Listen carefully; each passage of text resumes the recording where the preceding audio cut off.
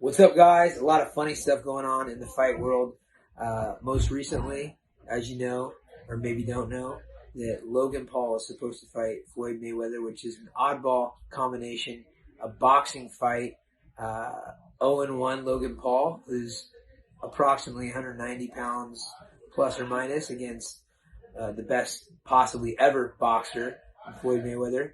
And I was surprised how much the Paul brothers have been able to troll Floyd. I mean, we had Conor McGregor, who is one of the best ever at trolling, getting under people's skin, and he was basically unable to really rile up Floyd Mayweather, and the Paul brothers did it in spades in 1 hour, which was pretty comical. Untying Floyd's shoes, most notably Jake Paul's Genius Gotcha hat, which now he's selling merch up and down on all over his social media pages. Gotcha hat t-shirts, gotcha hat hats, and some hilarious pictures of Floyd Mayweather that popped out of it. You can see Conor McGregor's response, basically saying, Floyd, as a pro to another pro, this is embarrassing. And it is kind of comical and makes you wonder, what's going to happen in that scenario. I mean, obviously they're talking about the fight between Logan and Floyd, but Floyd, he could be a baby, take his toys and go home and just cancel the whole thing. He could fight both the brothers in one night, which would be interesting.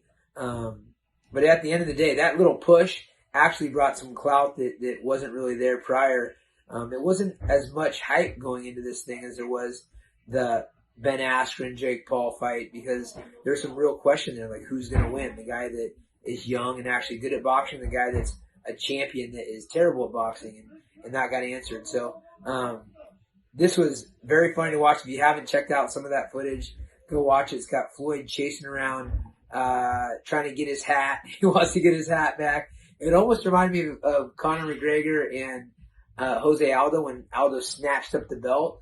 It was a lot more drawn out and a lot less serious. Conor grabbed the belt from a guy he's going to fight who's his peer, and Jake Paul grabbed a hat, probably a little bit too expensive of a hat, maybe, a couple $100 or something like that, just because these guys spend a lot of money on stupid stuff. But nonetheless, Floyd ran around chasing after him, and it was comical.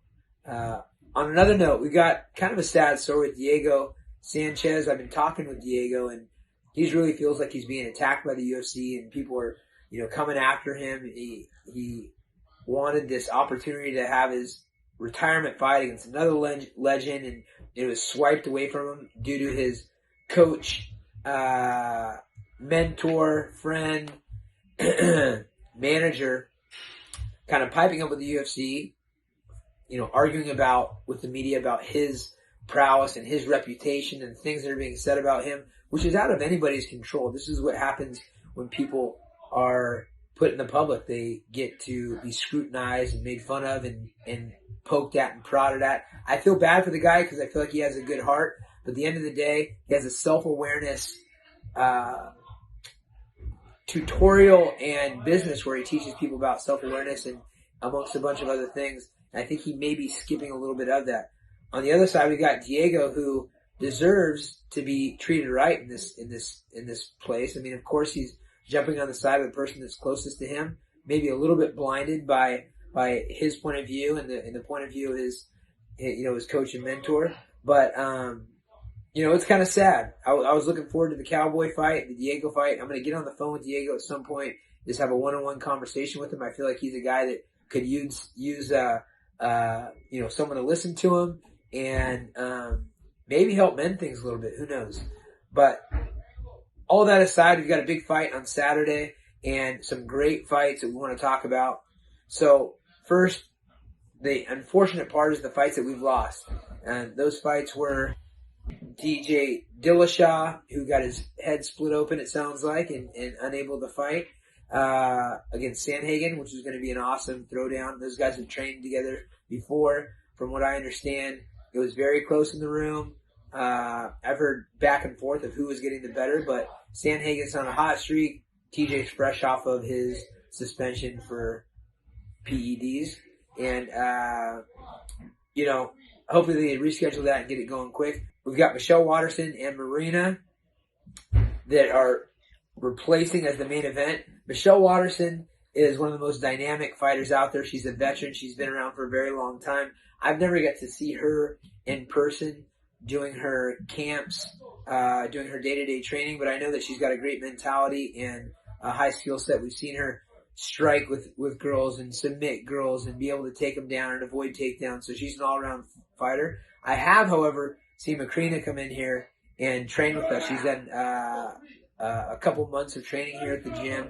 Brought her coach out at one point and her training partners, and I don't know if there's another girl that works as hard as her in the UFC that I've seen as far as the intensity of the sparring, what her coach has been putting her through, and where she's come from. She came as a girl that was trying to just get in shape and fell in love with the sport and really pushed and has become one of the best fighters on the planet. So it's really hard to make the call here.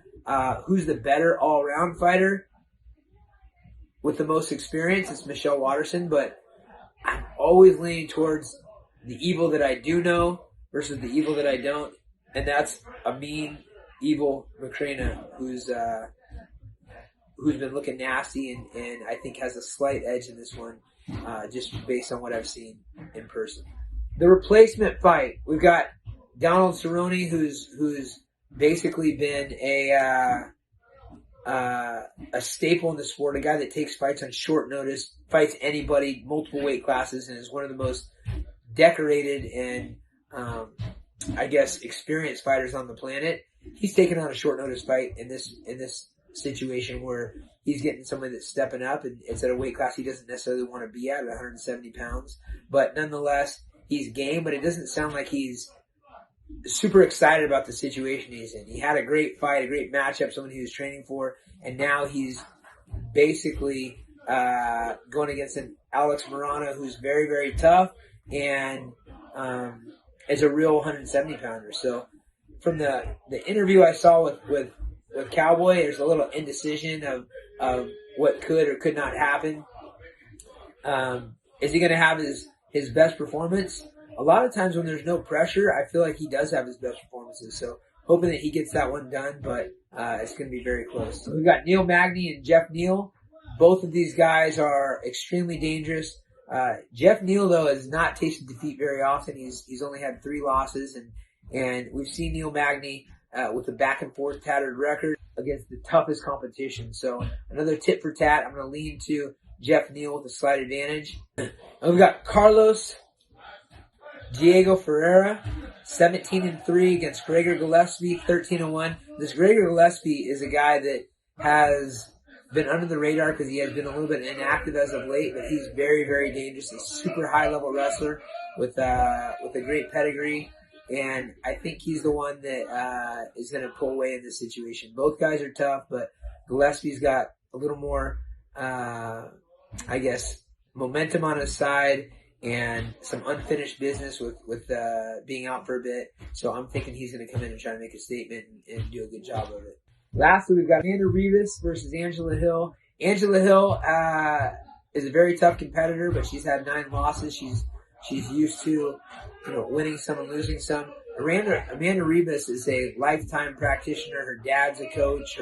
Her whole life and environment has been around the fight world. So she tasted a big defeat against a very tough opponent in the last fight. She was upset, and I think she's going to come back with the fire and get this W. So that's my outlook. I hope you enjoy it.